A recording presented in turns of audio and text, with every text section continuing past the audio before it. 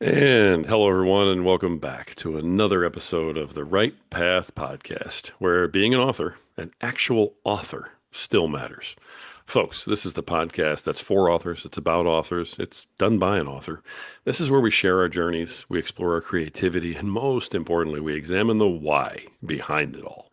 Folks, our guest today, unbelievably accomplished young lady who I cannot wait to introduce to you folks. She is a grief advocate and an award-winning author. She's written several books, among them Still Point, a self-care playbook for caregivers, her memoir, Warrior Mother, Fierce Love, Unbearable Loss, and the Rituals That Heal, and her most recent book, which we're going to talk about today also, The Art of Grieving, How Art and Art Making Help Us Grieve and Live Our Best Lives. Please welcome to the show, Sheila Collins. Sheila, how are you doing today? I'm doing good. Thank you Doing so good. much for joining us. I appreciate you being here. There is so much to dive into with this. You have all of this going. You've got a course, you've got your retreats, you've got the whole bit. Tell us a little bit about you, and maybe we can start with sort of your first book that you put out there. Yeah. Well, first of all, I didn't grow up to say I was going to be a writer, although Sister Marcia, and I have to say, she was the one that kept pointing to my abilities to write and thinking that maybe I should go to college and I should do that. And I was happy that she liked my writing, but I was a dancer at that time. And dancing you have to do when you're young. You can't put it off. So, I mean, I took 1 year of college and went to New York, where you can make a living as a dancer. So that was my first career, and then I came back to it after having been in the theater and in dance, in the dance world, which is, by the way, the toughest of the arts for sure. Wow. I, I think so, and but I think also it's the dance is really the gift of dance is joy. So you can't get any better than that, I don't think. Love it. And actually, my first book that I did write was after I had been a social worker, and I started. I was encouraged as a social worker to use my theater background and my experience with the arts with clients and patients, and I did that. At one point, I had a clinic in Texas with my husband. He's a psychologist, and we had a movement room. And I had people enact their stories to one another and did a lot of that kind of thing. And so my first book was actually called Still Point, The Dance of Self-Caring, Self-Healing. So I kind of tend to see things as let's let it be a dance. It's not just a struggle, but let's make it a dance and have a little rhythm connected to it also. Great. What a great So, perspective. So yeah. you've been involved in the creative side of things for, I mean, most of your life, sounds like. Well, this is it. And I do think also our lives, the things we didn't plan on, and things I always say there's a lot of things in your life that if it was on a menu, you would never order it. Never, Yeah. never.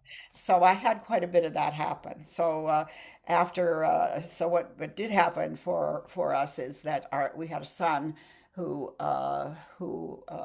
was diagnosed with AIDS at the time when that was a death sentence, and Right.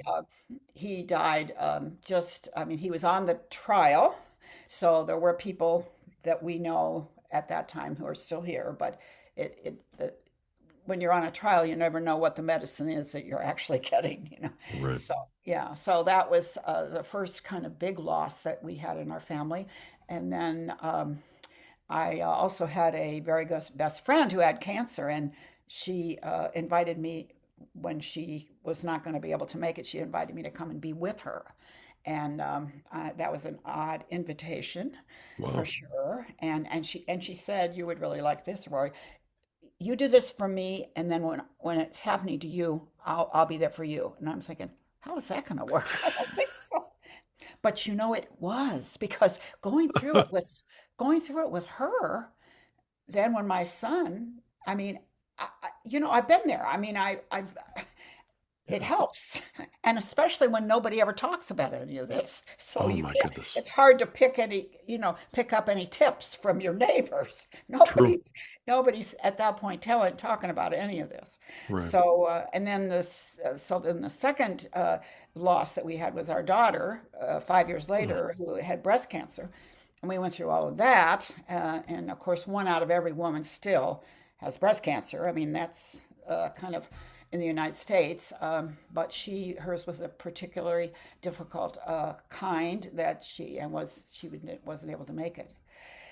So then, if you're a writer, you have something you want to write about, and actually, I wanted to write about some of the things that happened. I had been a dancer, I had been a therapist, and there were things I had happened that I'd never heard of.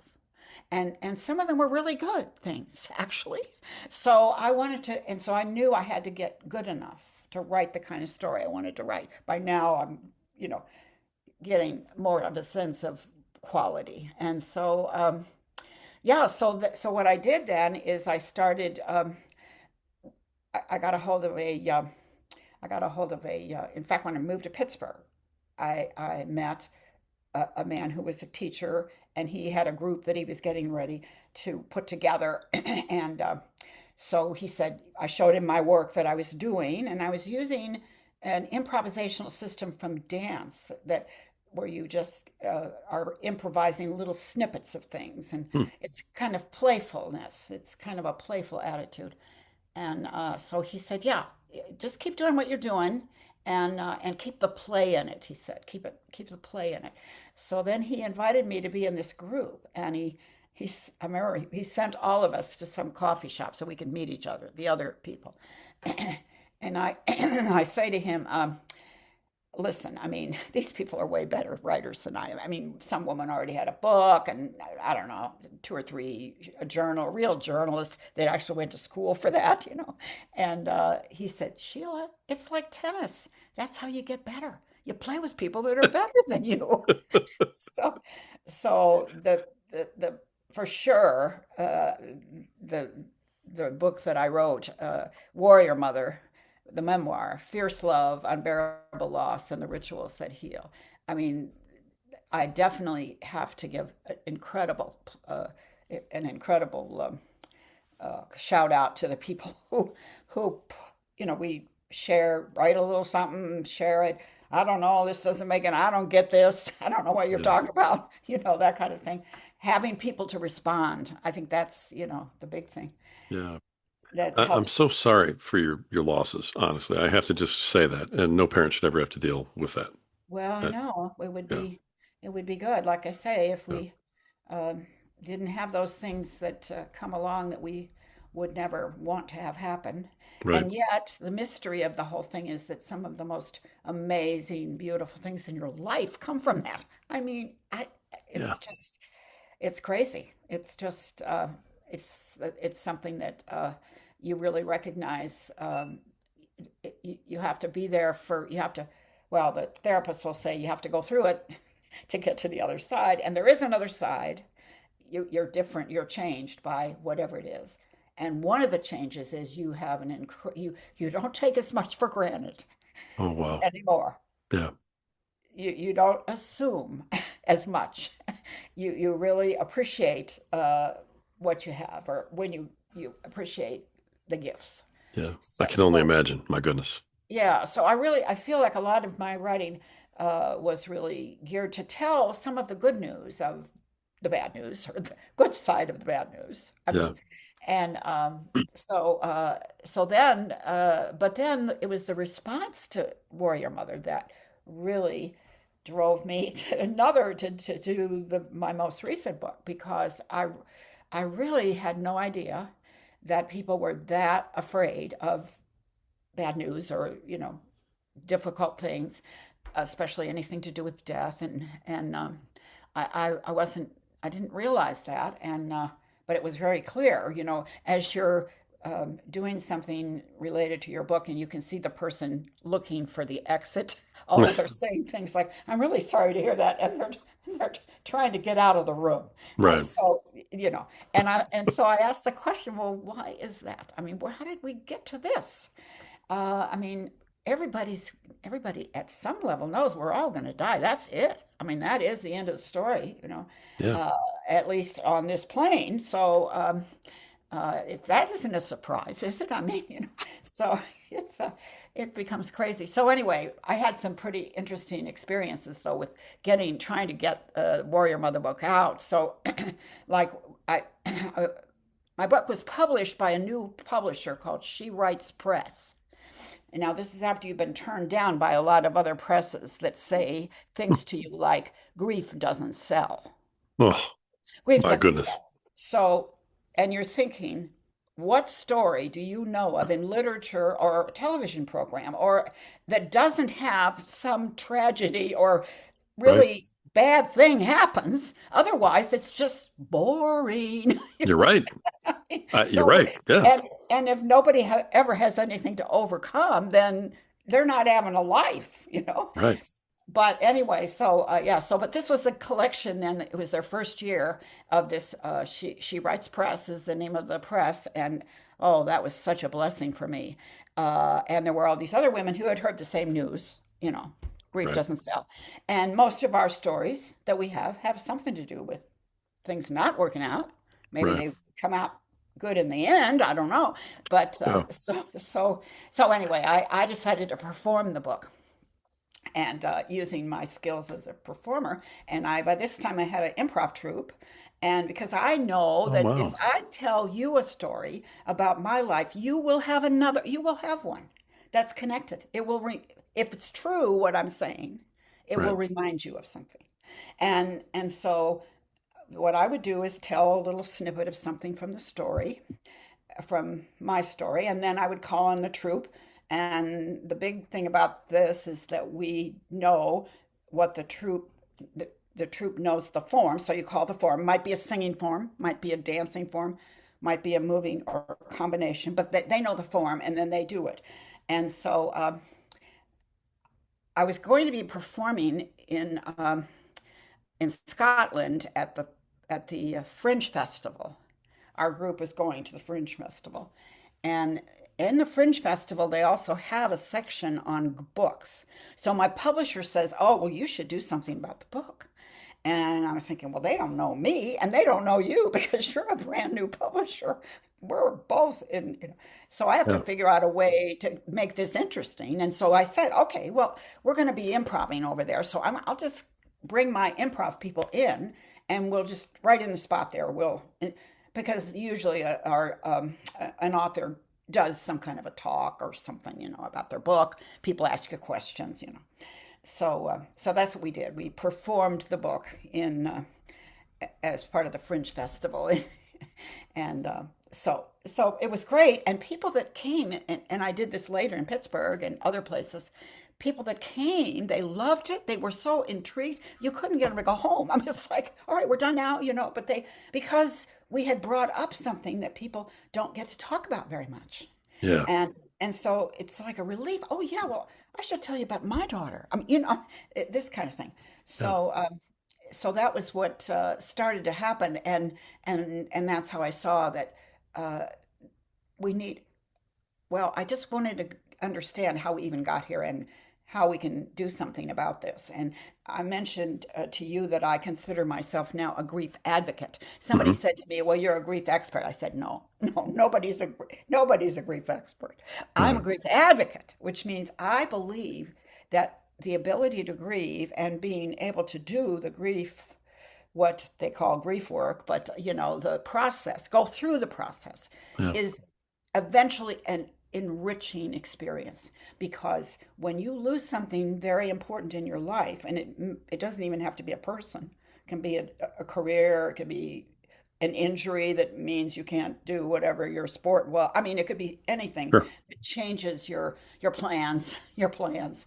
Yeah. um, then to go through that, and you need to use your creativity to come up with your new the new you or the Yeah. new life. And that's to me the connection then. And when I looked back on what had helped me, it was really the creative stuff. It was the making stuff up. It was the making something out of something that isn't really evident right away. Right. And and so yeah, so then that's when I started. I actually started it as a blog to just. I decided, since nobody wants to talk about loss, grief is really dealing with loss, and so. But there's a lot of loss. I mean, we're not going to say we don't have losses. The Sure. stock market goes up and then it sometimes goes down, like bad, very inconveniently sometimes. Right. So, like, oh, I thought I was gonna, oh, I'm not, you know. So, Right. yeah, so anything, I started to write you know, write a little blog about something. If it was something that happened in my life or something that happened in our life, our culture or something, Yeah. then I would write about that. And that's where really the Art of Grieving book came from. I mean, eventually I had so much material, I could have had 8 books, and, and then I had to go through the same thing with that. In terms of, I put together a proposal, and somebody that knows a lot about book publishing said, "Well, this stuff about the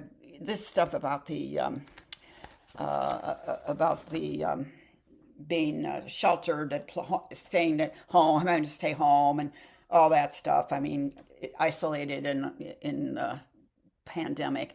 Um, by the time this book is, you have to take all that out because by the time this book is published, nobody's going to want to hear about the pandemic anymore." So I said, "So that's the problem. That's Wow. that's how we got here in the first place. All of your indigenous people know about grieving. They have all kinds of rituals to do it. It's not a problem. I mean, it's not a problem. It's just a thing. Yeah. But what happened to us, I mean, the Western culture, was the first pandemic. It was called the Spanish flu or whatever. Right. And that particular one took young people, tended to take young people rather than the more recent one, which tended to take old people. Yeah. And so anyway, when that was done, I mean, when they didn't want to talk about it, they did. And even Freud's work was influenced by it because he lost a daughter in that pandemic. Mm. So even his writing leads us to not understand really what we need to do about grief. Wow. So then I had to just publish it myself because I mean I'm not standing in line anymore with this. Besides, I'm too old. Good So for you, though. So you self-published the last one. so yeah, we did. A colleague of mine and we did, yeah. That's And wonderful. so How yeah. was So that?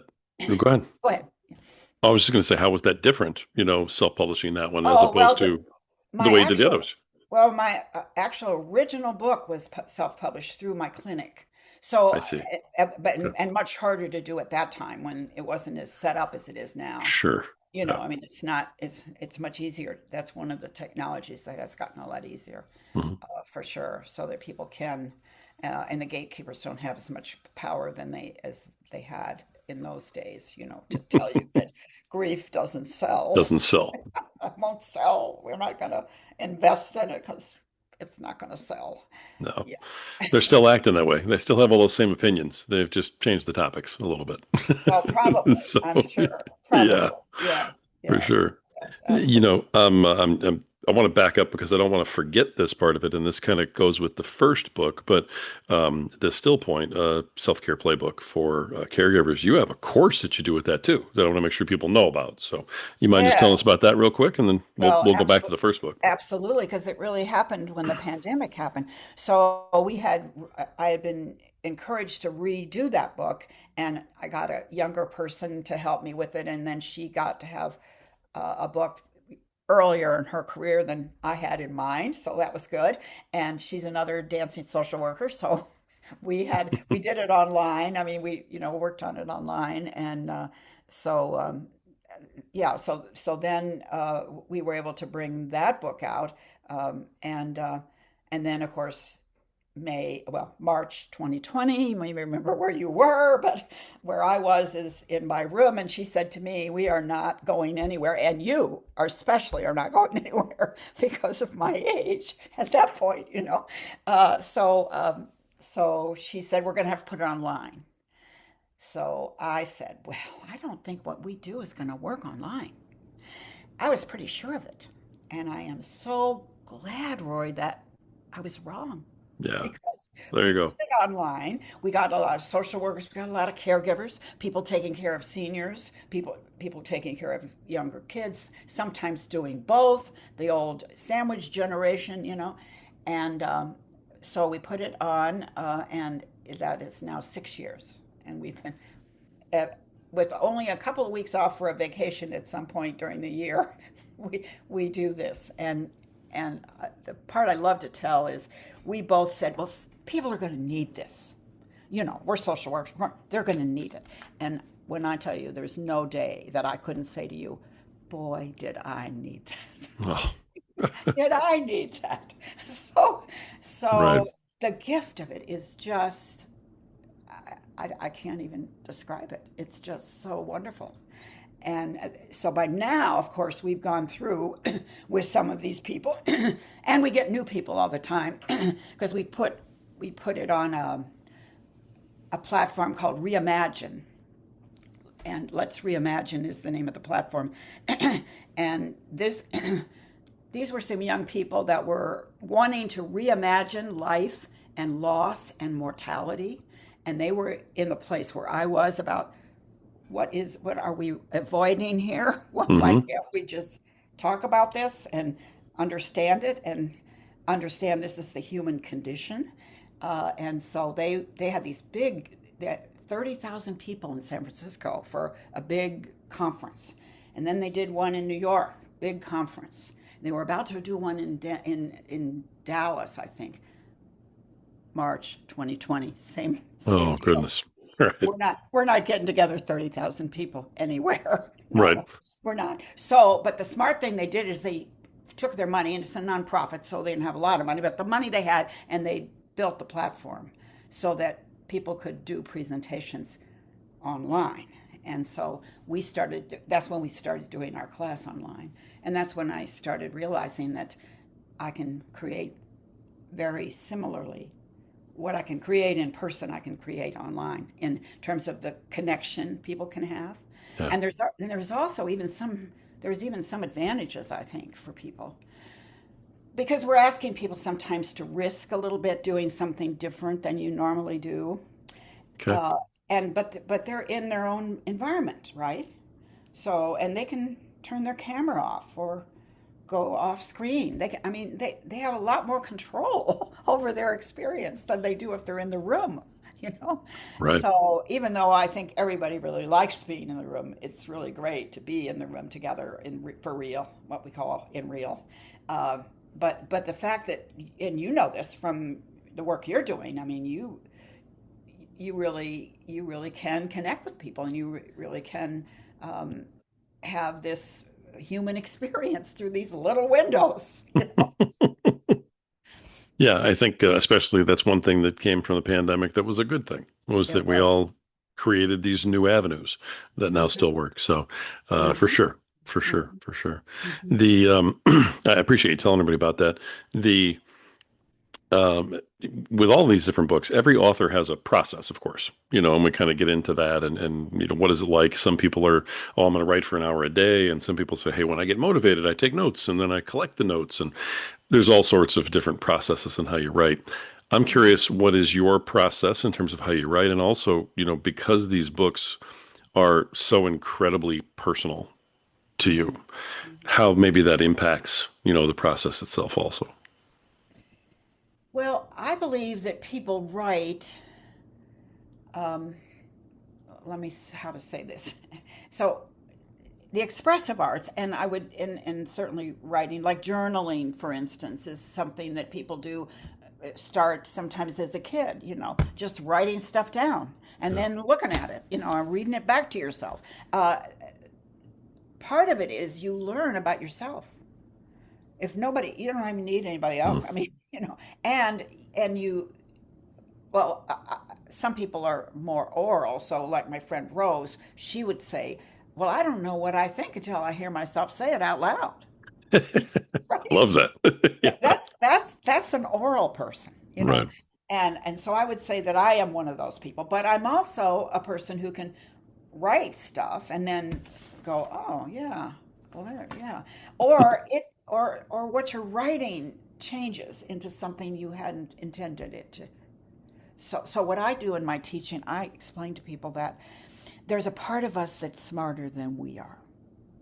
And it's not the part that makes all the plans and, all this in the top of our heads here. That part is the other, well, Einstein called it it's the other side of the brain, and he called it, this is the part that is supposed to be leading. And the part that this figure everything out part is supposed to be following because our creative new ideas are on that side of the brain. And they come out when you write, when you sing, when you dance. Um, you get in it changes your brain.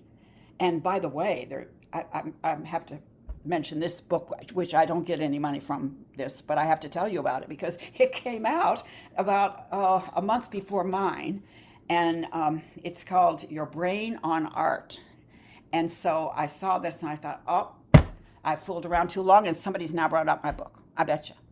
I mean, that's the first thing. As a writer, you think, oh, because it's true. I mean, ideas are in the ether, and somebody grabs Sure. them, and puts it Absolutely. together. So, and of course, but no, no, and so that book, Your Brain on Art. I mean, I have to just how the arts transform us. These women, Susan Magsamen and Ivy Ross, John Hopkins University, and we can now see what the brain is doing without cutting into the head of the person. We have imagery that is possible. And so they can see what's happening when you sing, what's happening when you're watching a film. They can see what's happening when you're dancing or writing. Whatever it is you're doing, it lights up different parts of the brain. Hmm. So this is, so that's we have to be creative. You have to be in the part of the brain that is smarter than you are. In the Wow. sense, you have to let yourself go and let it lead. Let it lead you. I see. Okay. I love the answer. I really do. I had no idea we were going there, but wow. So incredibly informative. The have has your process changed from the first book to the newest one? Oh, for sure. I mean, yeah. In fact, the first book, I mean, even though Sister Mercia told me I was going to be a good writer, I didn't. I mean, it had been quite a long time. I I mean, didn't Sister know Marcia said that's we got to go with that. Sister Mercia, yeah. But I did have some wonderful people to help me, and they knew my work. They knew what I was trying to do, and so I was always, you know, um, getting a lot of advice. And in fact, one of the biggest advice I had was the name of the book. So I said, this is The Dance of Self Caring, Self Healing. That was the name. And I had no interest in changing the name. But I had several people that were readers for me. And so we had a meeting. And one of them said, I'm not sure about the name. And I'm thinking, I am very sure about the name. I didn't say, but I mean, I'm very sure about the name. So, but we are going to go into the silence together. So this is something that comes from Quakers. You just go into the side. We know that this is a question that we have about the name of this book. And we go into the silence together. And someone says at some point, still point. As soon as they said it, my body goes, yes, like somebody rang a bell. It's and I'm so amazed that if you had asked me, I would not be willing to change the name of that book. I mean, but psh, it was there. And so even though I had to change the name the second time, we didn't change Still Point because and there's that wonderful poem about it. I'm trying to think who it is, because you've heard it in the stillness. Um, there is um, there is movement. It's not. Do not call it fixity. It's Hmm. not. Do not call it fixity. Um, it is the still point.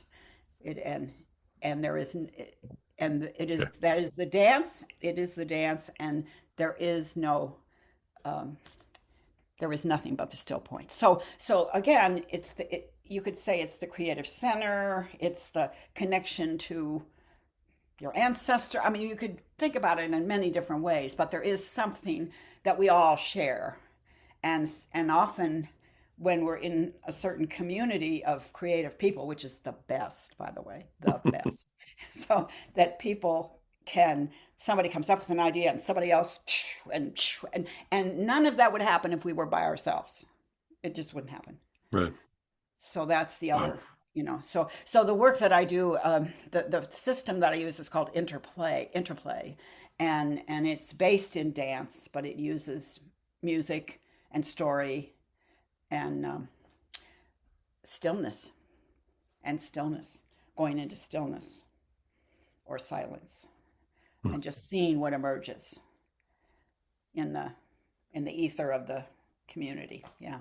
That's amazing. Okay. I've never heard anything described that way before either. So that's very unique. Very unique. All right. I love that. Um, as maybe this is a very obvious answer given what you've been through, but I ask this question a lot of folks. When we're writing our books, very often we are writing these books to someone, or we're writing them for someone, or there's someone in our mind's eye that we're kind of speaking to as we're writing them. Mhm. Um, who did you write these books to or for?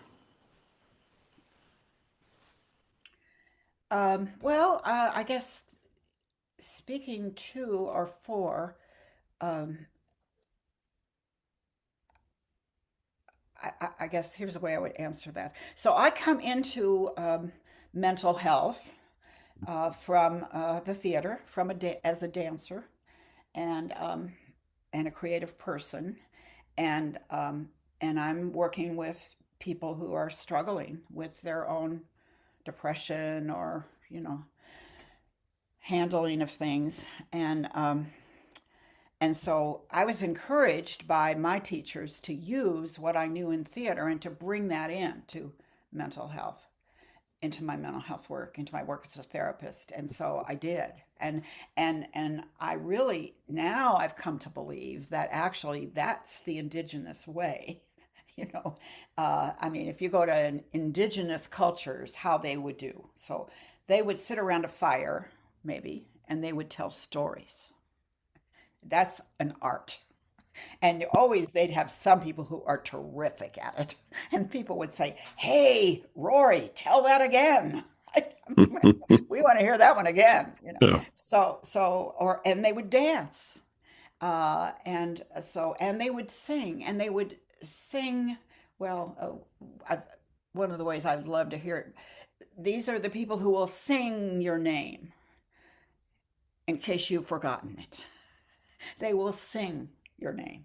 They Yeah. will remember. So that's the other thing that's come to me now that I see. We're trying to live as individuals and handle everything ourselves. And that's considered really great if you do that. Oh, look at me, or I've made it. And no wonder kids are scared because it's too big. It's too much. No, that's not how it's supposed to be. It's supposed to be we. It's supposed to be we. It's community. There's a great article in the Times, New York Times, about being in a band, right? And they were talking about being in a band.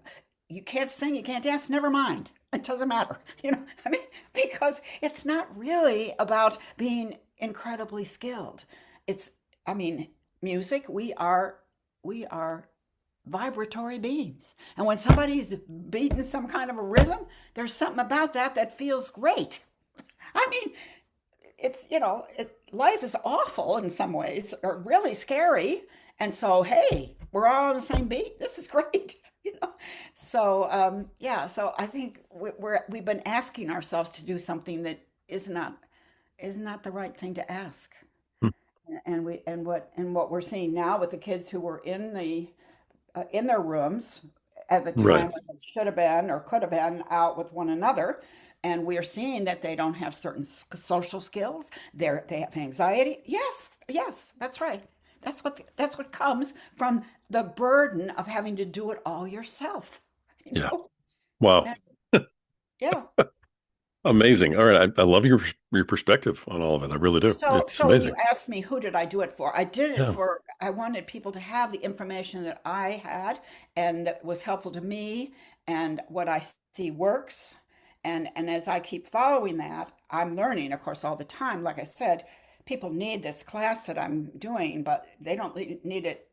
I mean, I can't say I don't need it because maybe I can get by without it, but why would I want to? Right. Right. Absolutely.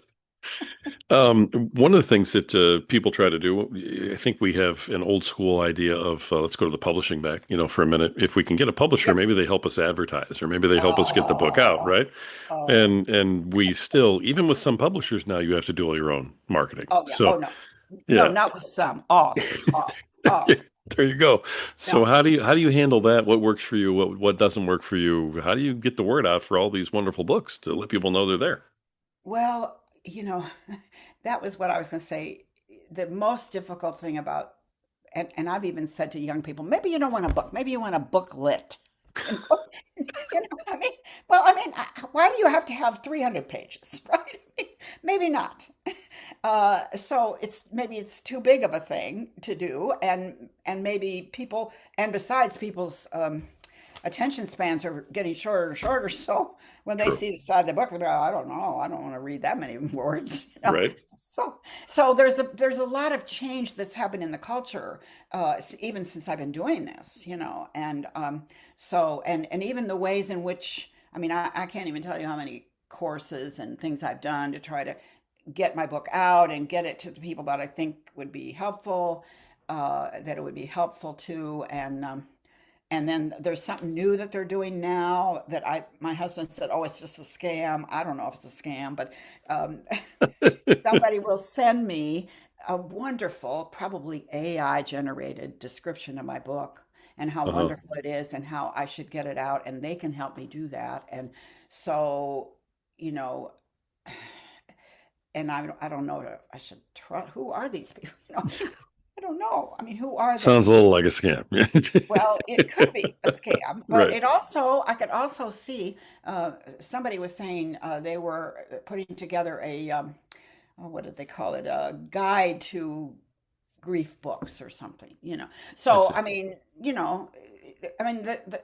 again, people, TikTok, there's a great example. TikTok. I mean, there was somebody doing books on selling books on TikTok and selling all these books, on TikTok.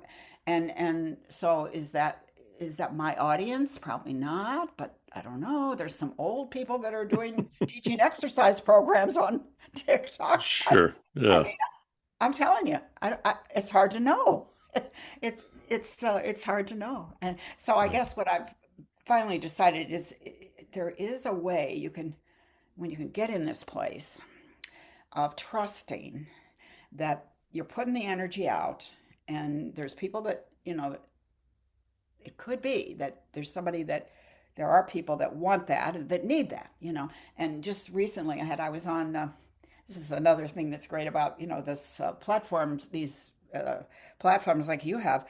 Mhm. So it's I had done a presentation for the Expressive Arts Therapy Association, International Expressive Arts Therapy Association, and part of this program was they put us in what we call connection rooms, not breakout rooms. I don't like breakout rooms, but connection rooms. So we had a connection, we had a connection room. And here was this young woman from Canada. And when I tell you her life and my life, and I mean, talk about who is your ideal client. This is Lily. I mean, and I'm her ideal something. I mean, we're we're a different generation, but it's amazing, Right. So so now I just have to kind of um, let go of that. That I can make all this happen and let it happen, right? Got it. Okay. To really let it happen and let it speak for itself. I mean, and let other Wonderful. people be attracted to. Um, it is the element of attraction rather than sell. Sure. 100%. I actually agree with that completely in a lot of different ways. So, Hmm. I love that. Let me change gears because just in the interest of time, I want to make sure that we cover this. Your most recent book, The Art of Grieving, is sort of brought you to doing in-person retreats, which Hmm. is a new thing for you and seems to be, pretty big. So tell Well, folks what that's about and what's happening there. I will, and I'll tell you, I've always gone to retreats. I have Mhm. one retreat, which I'm going to this weekend. I've been going to the woods in Texas since 1991. So Wow. Nice. we know everything about each other. We know everything. So all the backstories. So I've always gone to them, and so I kind of had this dream. Wouldn't it be great to be able to have a retreat with this book and to actually partner with an art making organization? And this kind of came about because there's an organization in Pennsylvania called Touchstone Center for Craft, been there since the 90s, dedicated to support for the Appalachian arts. Mhm. And so this man was the marketing director, and he got a hold of my book and he calls me up, and we start talking and we come up with this idea of a partnership where I can have my people and online do some stuff online and then move it into doing some stuff at the craft at the Touchstone Center. So we tried it last year and we started it in without really enough time. I mean, I'm thinking, I don't know. But it happened. It happened. I mean, my husband helped. He said he'd cook, so he was the cook. I mean, you know, and it was so wonderful. We're going to do another one. It's in Pennsylvania, and we will be collaborating with the Touchstone Center for the Arts. We'll be having small little experiences of art making, so that and one of them will be in watercolors. We'll go for a walk in the woods, and then we'll come back and we'll do watercolors. If you don't know how to do it, that's great. This is your virgin, you know, chance. And then this year they have a um, blacksmithing class. Now you can't get more different than that. You're in the fire and the hammers and the metal, and then you're in the forest. And so there's both of those qualities that have to do with grief for sure, and a lot of things. And then we're also going to the Ruins Project. And the Ruins Project, if you don't know about that, you got to go and see it. It is Hmm. incredible. It is 100 years ago, it was a coal mine, and it was closed 100 years ago.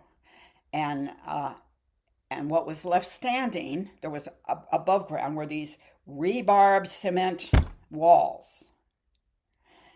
And this is rebarb cement when they invented it, and this is going to be here longer than the hills. I Wow. mean, for sure. Right. And so this woman who grew up around there, and she's an artist, and she's a mosaic artist. And Rachel is her name, and she gets a place where she can afford maybe to buy a little house. And there was one that she remembered driving by all the time, or so here she sees it online. She buys this thing, and she doesn't know that this was actually the business office for that um, coal mine, and she doesn't know that on her property is the coal mine with these rebar panels, walls. And now she's a pretty well-known mosaic artist, and she knows a lot of other ones. So she gets them all to start sending stuff, and this becomes a memorial to the coal people. which around here, if you're from around here, you got coal people in your ancestry. You do. Right. You may want trying to pretend like you don't, but you do. You do. So yeah, you do. So yeah, so I mean, so what we do then, we make a mosaic. We have the experience, and we make a mosaic um, to represent. And the one that I made was because I've lost a number of my siblings, and I made a forget-me-not flower with the petals representing my family. And I have it on my desk. So that's a way of honoring for me where I came from, you know, and the people that have helped me get here. So that's kind of how it works, and it's just so I'm very excited about it. And then in October we'll do one in Santa Fe. So and we connect with local art making and artists, so we can get a sense of place. Nice. I mean, it sounds like a fantastic event that you're putting together for everybody. Yes, So yes. that's wonderful. All right.